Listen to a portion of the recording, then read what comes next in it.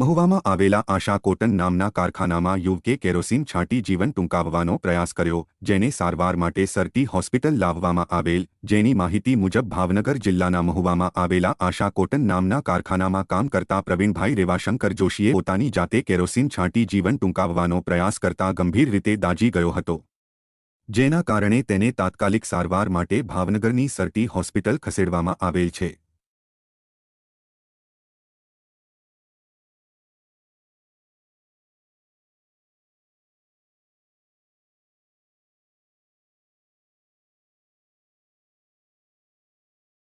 ये एक साइड का ये भी ऐसा ही होगा ना,